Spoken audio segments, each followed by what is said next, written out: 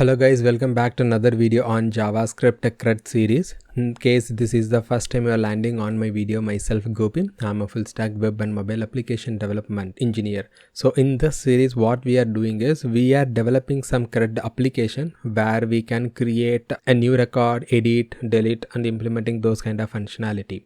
We haven't developed any backend, but we are using some backend which we call it as a mock API. In the first video I have explained you how you can set up this mock API website for your development thing, and you can able to follow up with that. In this specific video we are going to do some UI related stuff. Till last video we have done sending API request, grabbing data and populate that in the Bootstrap. So this video mainly going to focus only on the UI related stuff.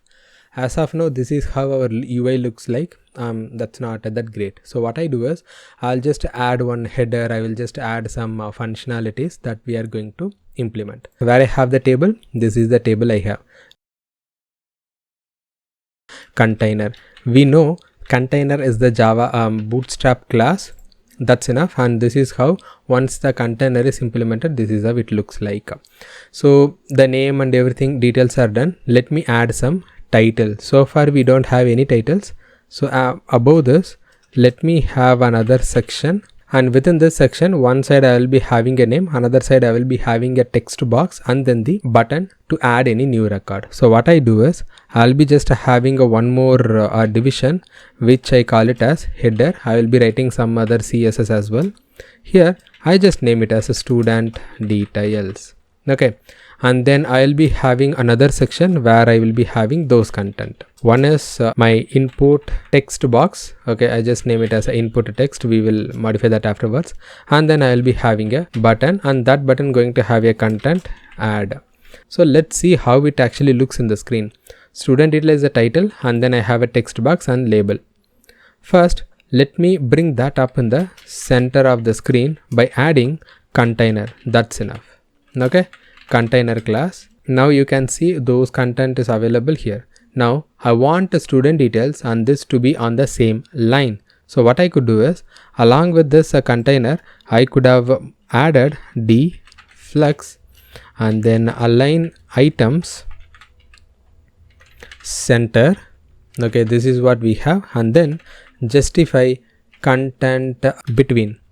So what this class does is you just add CSS, and so that our looks look like this. Okay, we have a student detail and we have a text box and then the add button. So far we haven't implemented any functionality for this. First and foremost I will be adding a little more class for this section by adding a margin y-axis 5. Okay, what is that margin? We already know what margin is, and what is that y-axis? This y-axis tells everyone might come across graph in our school days where we thought about x-axis and y-axis. X-axis thought left and right side, y-axis covers top and bottom. So here also top and bottom I want 5 space. This is the default Bootstrap class. We haven't modified anything. Once this class is added, you will be able to see the space top and bottom. That's good. What I'm going to do another thing is title. I'll be just calling it as CFS2, and then I want font weight to bold so it looks like this. Okay, we need to modify this. We will do that, and let's add. Okay, let's add button class. I'll be adding a button because I'm telling that this is a Bootstrap button, and then what design should I need to apply? You can apply primary,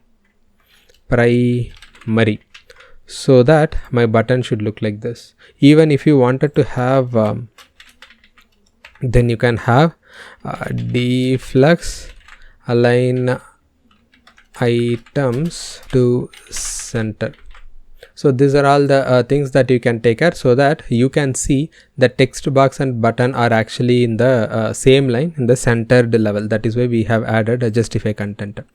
Now let me add a little padding, so that px, so just now explained both left side and right side. So this is the space, and you can able to see there should be some, okay, that should be mx to the margin. Now you can see, right, little more space here. Now this is completed. Let me add a few actions here, and this is the place where I'm going to add all the actions. So let me go back to JavaScript file. here we are populating the data.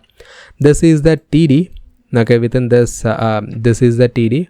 Along with this, let me add one more TD. Within this TD only, I am going to have various buttons. So let me add a button. This button is a delete button, let's say. So btn. Now let me call this as delete. Now let me add button hyphen danger. Since this is a delete implementation, it is always good to have some danger color. You will be able to see delete is here. In our upcoming classes or upcoming video series, I will be just remove this delete text and I'll be adding one icon. Now this is completed. So we are done with the implementation. Along with delete, let me add edit.